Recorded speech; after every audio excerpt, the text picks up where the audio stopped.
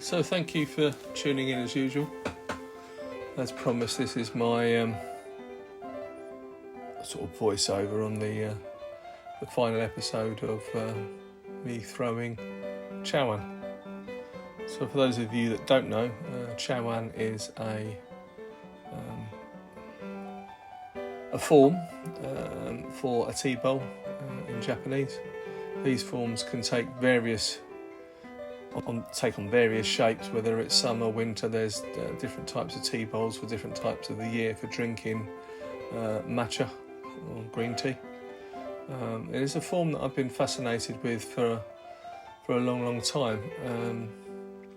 Rather than sort of doing a formal shaped chawan, I prefer to do something that's very loose and free, and I just find it so difficult to sort of let myself go and try something in that sort of loose form.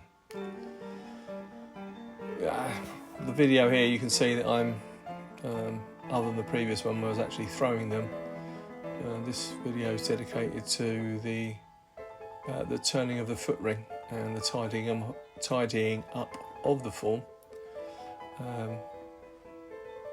into its final shape. The tool that I'm using is a mud tools turning tool. Obviously not sponsored in any way, shape or form, but it's, shout out to them because it's a tool that I really love to use. When I'm turning anything on the wheel. It's essentially just a piece of metal with a 90-degree sharpened edge at one end, and then the other end is sort of curled into a spiral, which helps to remove quite a lot of clay in a short amount of time. Traditionally, the foot ring is usually carved when the pot is a little bit softer, and it's usually just done with a wooden tool on a turntable and cut out manually. I have tried it in the past. I can't get my head around it. It doesn't work for me. So I've just sort of stuck with my traditional way of turning a foot ring on the bottom of a pot, whether that's a bonsai pot or whether it's a tea bowl, a chawan, like this is.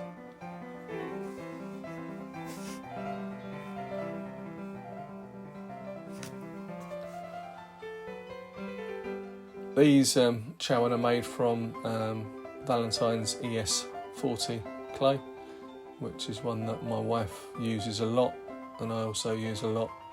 Makes sense to really, because we can just reclaim it and recycle it together. But it's a good solid stoneware that's got a graded grog in it, and it lends itself to hand building, throwing, and raku as well. A multitude of sort of clay disciplines that you can use this clay for. It's an English clay. Comes from Stoke-on-Trent by Valentine's, and yeah, it's a pretty much a staple body in my repertoire.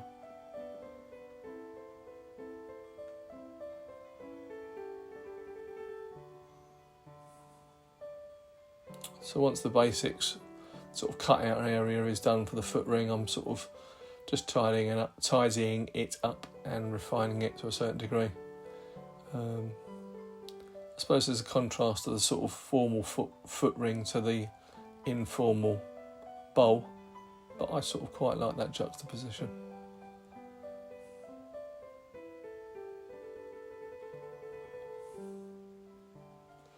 It was the fault of my daughter really, from a couple of weeks ago when I went to visit her at the school where she works, and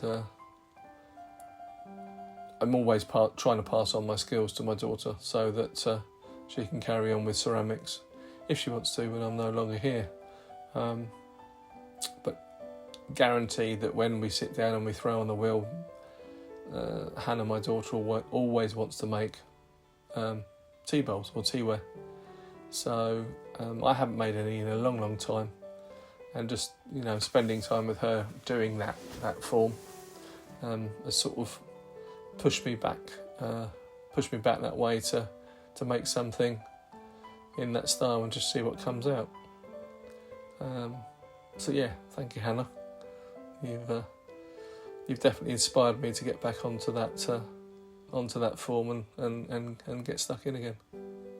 I originally threw 10, I think, or possibly 8. I can't remember because it was a few weeks ago. And I lost 2 of them in the turning, as you do. You turn a little bit too thin sometimes on the bottom and you end up going through the bottom. So it's, success is learned through failures. So, don't worry if you fail. It just only adds to your experience and how things are going. So this tool that I'm using here is just like a wooden comb tool, where I'm just texturising the underside of the foot ring, or the underside of the bowl before it meets the foot ring, just to add a little bit more character. And when I do sort of start glazing this, that bottom section from the shoulder up into the foot ring on the inside will all be decorated with oxide to sort of darken that area up, so when the pot is sort of, when you can see the pot, there's a sort of dark area that gives it a little bit of a lift, and then the rest will be glazed. I have no idea how I'm going to glaze them at the moment, to be honest with you. That will just come as and when, glaze day's ready and whatever the fancy takes me. I don't know. Perhaps my standard turquoise or my sort of copper, a rebate glaze.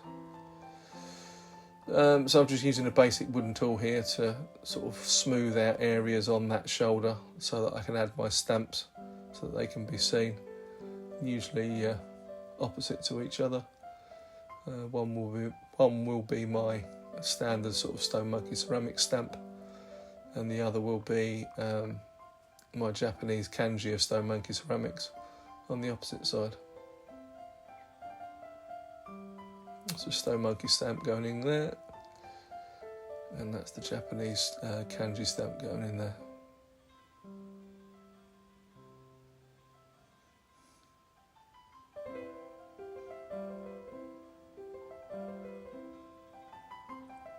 Need to go and get another tool for the next part. As per usual, I'm usually not prepared. I use my little ball tool to put my signature on the middle of the foot ring. Gets the dust off afterwards to remove all the loose clay.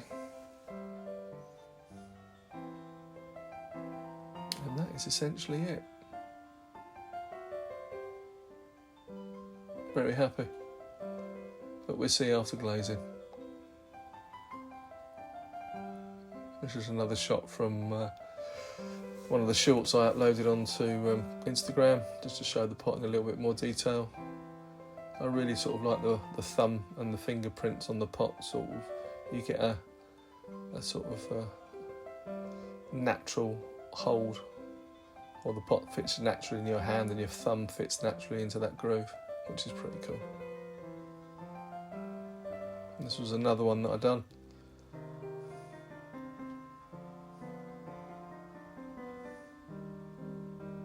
And here's the 6 that survived the turning. Thank you so much for listening. Thanks for watching. See you next time. Take care.